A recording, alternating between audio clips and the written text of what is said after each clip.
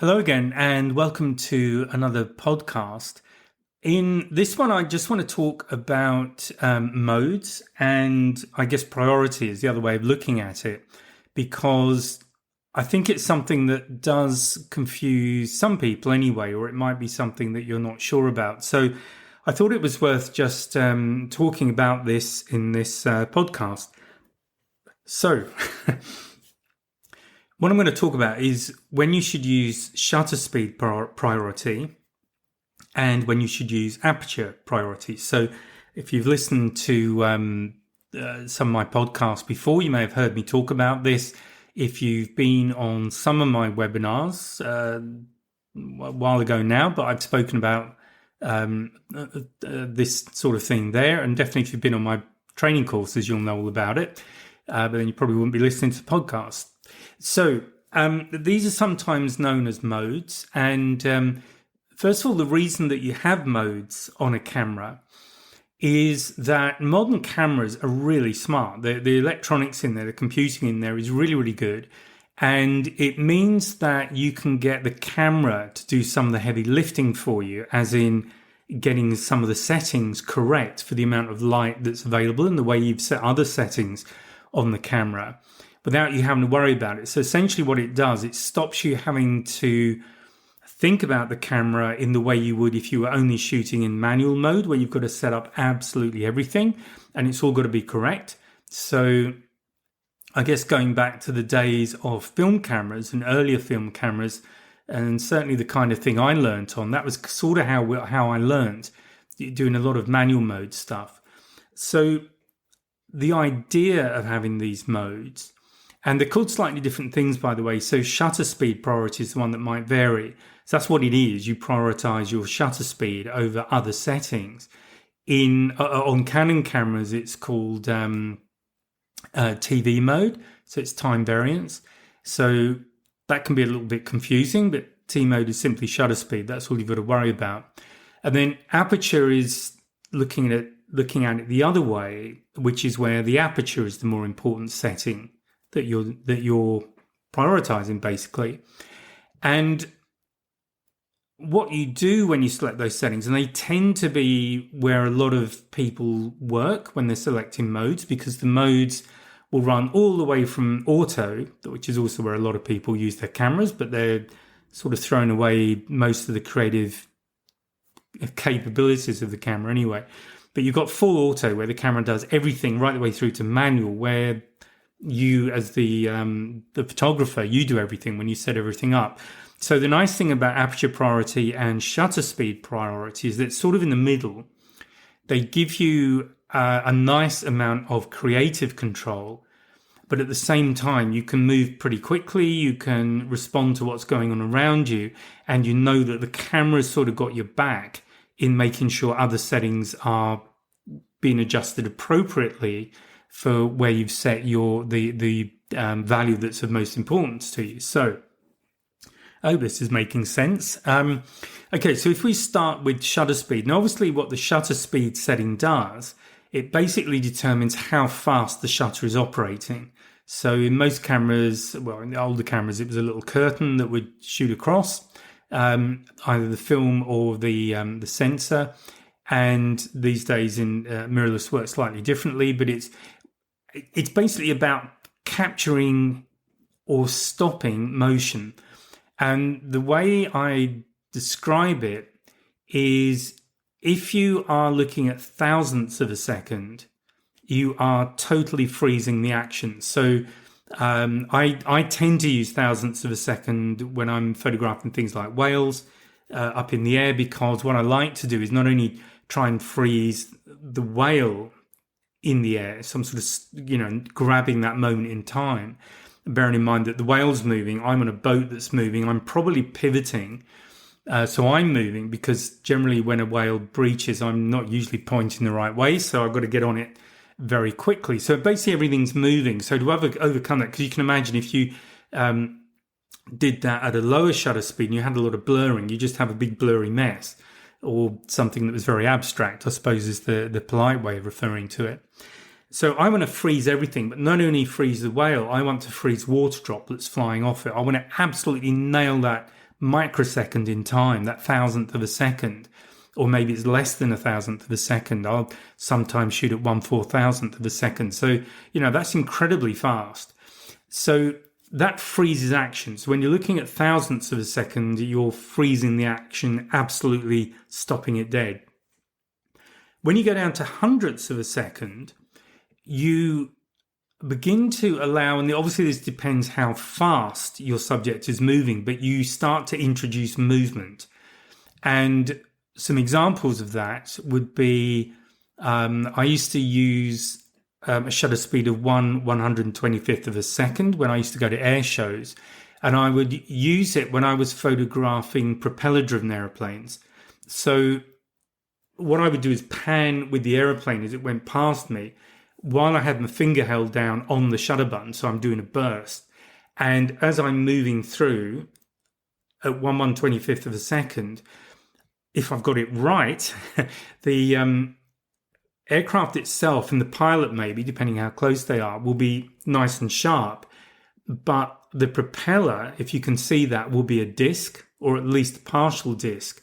And then whatever's in the background, again, if the aircraft is low and I've got trees or whatever in the background rather than just sky, that background will be blurred as well. So looking at something like that, you've got a very crisp shot of the aircraft, but the propeller and the background are all moving. So you've got that sense of movement.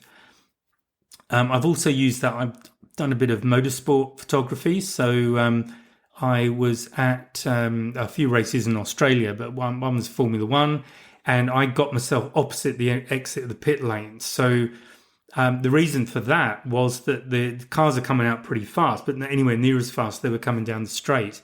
So they're relatively slow, so I can pan with them. And again, I'm using that 1/125th of a second. And if I got it right, again, the car is sharp, the driver's sharp, the wheels are blurred because they're moving, and also the background has got some blur in it as well. And obviously, that 1/125th is my starting shutter speed. I might go slightly faster, 1/250th of a second.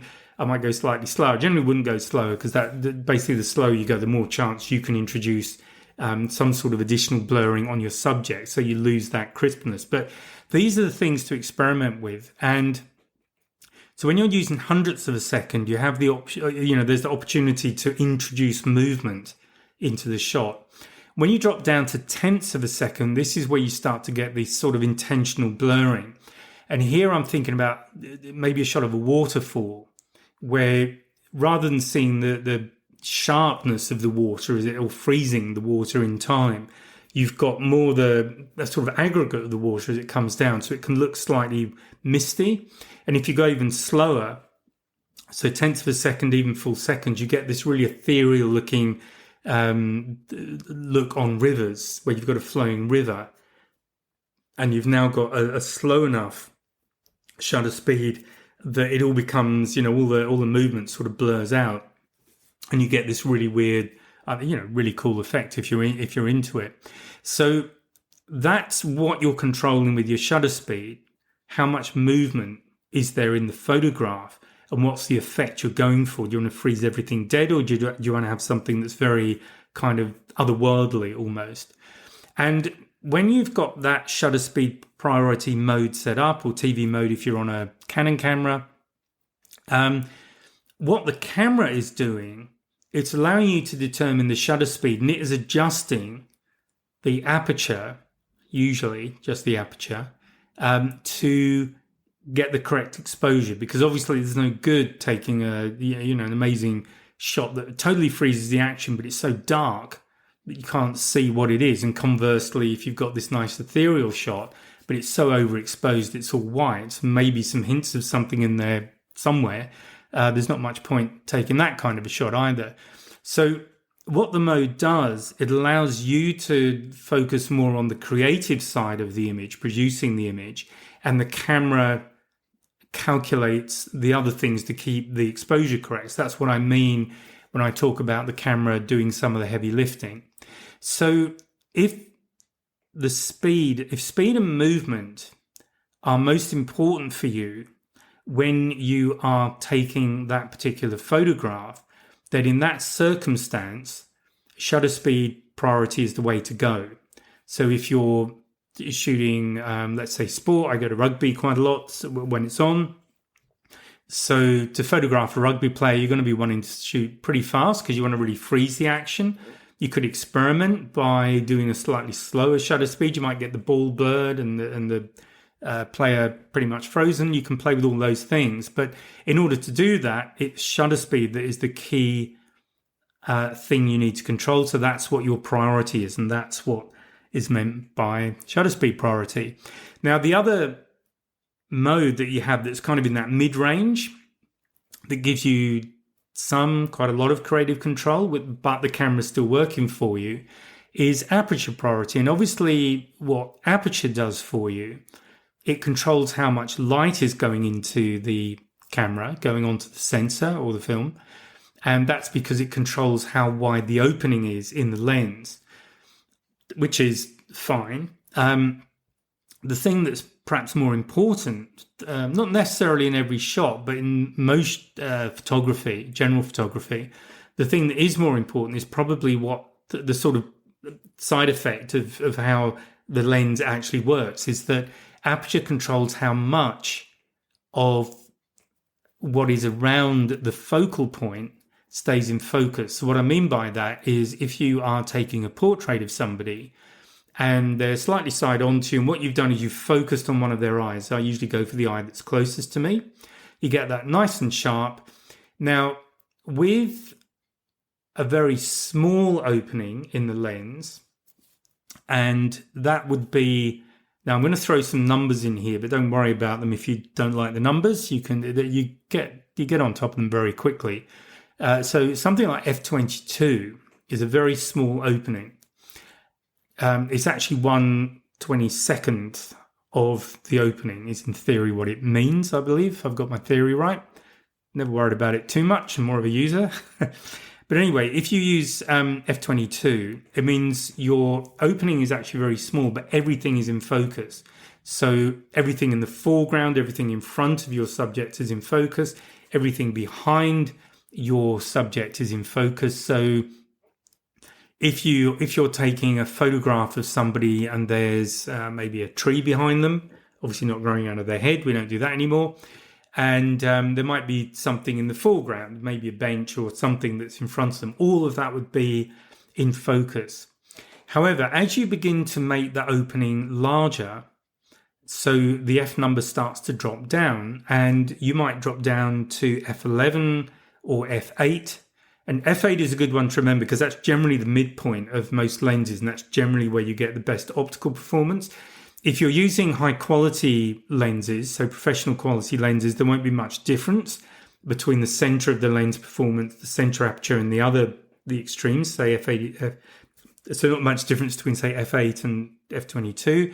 But if you've got a lower quality, there's often a little bit of a difference in performance, and you might notice that the image isn't quite as good when you're using those apertures. So something to think about.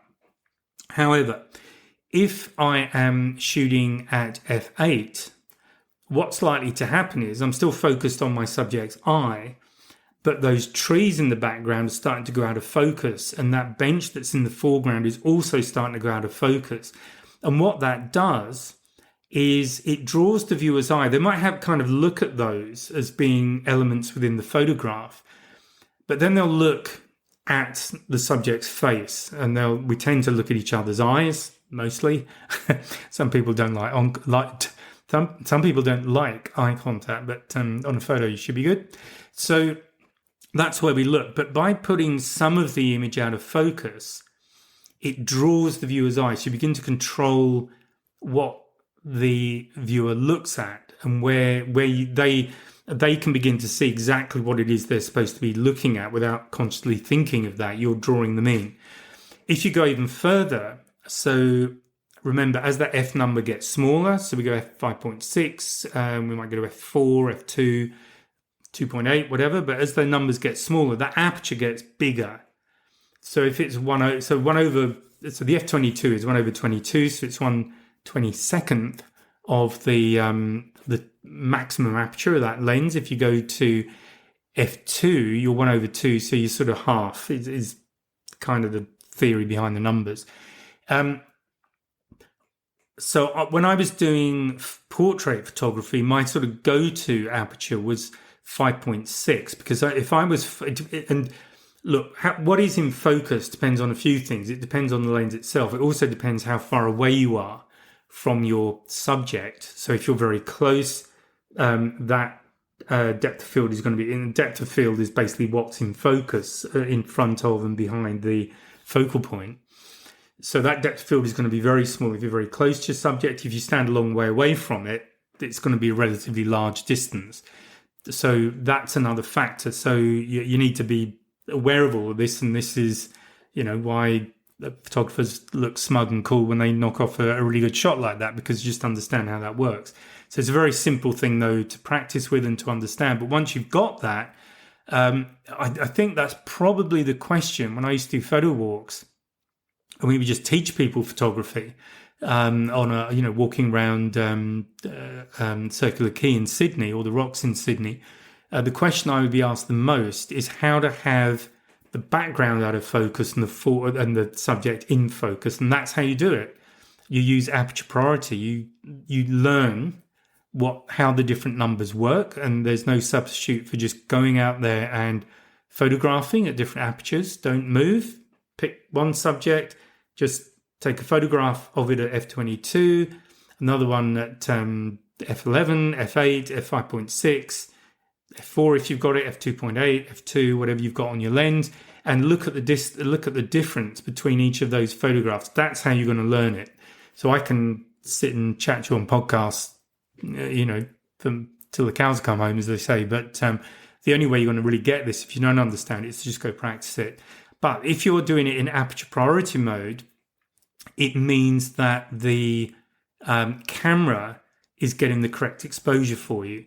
So I was saying that with portraits, I used to go for f/5.6 and focus on my subject's eye. And if I got it right, if I had my distance right, the end of their nose would just about be in focus, but often their ears would be starting to go out of focus. And sometimes I'd even have their nose slightly out of focus, depending what effect I wanted. Generally, I don't, because that looked kind of weird. It looks a little bit odd, but what you're doing is really drawing them into that person's eyes, and eyes are the windows to the soul and all that stuff. But by controlling the focus, you're drawing your viewer's eye onto the part of the photograph, the part of your subject that you want them to be looking at. So that is one of... People get intimidated a little bit. This is all exposure triangle, the relationship between shutter speed, aperture, and sensitivity, ISO. Some people get a little bit worried about that. What I've just explained to you is all you really need to know. You will need to know a bit about ISO at some point, but honestly, for most of what you're doing, the camera will do the work for you. And just experiment. Try shooting moving objects with shutter speed priority, and then try shooting subjects with different depth of field with aperture priority, and just understand how the two work. And honestly, it does not take much time to get on top of it, because they're pretty straightforward. And if you use those modes, then the camera's doing all the other stuff for you. So you don't have to worry about why your image is now getting darker or lighter or whatever's going on. The camera will compensate. You might get some slight change, but it won't be very much. So it's well worth understanding that. And then, of course, once you do understand that, that opens up a lot of creative possibilities. You can start creating really stunning photographs, and you'll realize that a lot of photographers aren't quite as smart as they'd like you to believe they are. But there you go. Okay, so it's sort of shorter than usual, but I just think this is one of those pivotal things in photography that once you get it, it just opens up the full creative potential of a camera. And, and that in the end is why you bought it. Otherwise, you just have something in auto and you'd never come out of it. Although I do know people who do that. And yes, you'll get nice results. They'll be nicely exposed. They'll be nicely in focus. Nothing wrong with them. I mean, it's up to you how you compose them. The camera can't do that for you. But the technical side of it, it will. but they're also the same images that everybody else takes. There's nothing, unless you're really good at composition, there's nothing really to draw you in. There's nothing really to make that photograph stand out from the hundreds of others that you'll see, particularly if you're in a place where a lot of people take photographs. So Circular Quay in Sydney being one of those. And if you don't know where Circular Quay is, basically it's an area where the ferries and some of the cruise liners come in. Pardon me. And at one end of it, you have the Harbour Bridge on one side, where most people know the Sydney Harbour Bridge. And on the other side of Circular Quay, you've got the Sydney Opera House. So pretty much everyone, when they think of Australia, probably thinks, well, if you think in buildings, it will be one of those two, the Sydney Opera House or the Harbour Bridge. So you can imagine, though, that's a place where hundreds of thousands, if not millions of pictures are taken every day. And if everyone's in auto, they're all shooting the same thing. As soon as you switch to either shutter speed priority or aperture priority, then you start getting creative, and then you start getting those photographs where someone will look at it and they'll look at your photograph, they'll look at their photograph, which is the same thing shot from the same place, and they'll wonder why yours is so much better. And that's why. Okay, so that's it for this podcast. Have fun with your photography, and I'll speak to you in the next podcast. So bye for now. Oh, and one thing just before you go, please take a look at the 2026 Wildlife Calendar. That's available now. It's on the website. There's a link below the description of this podcast episode. So please take a look, and I'll speak to you next time. Bye now.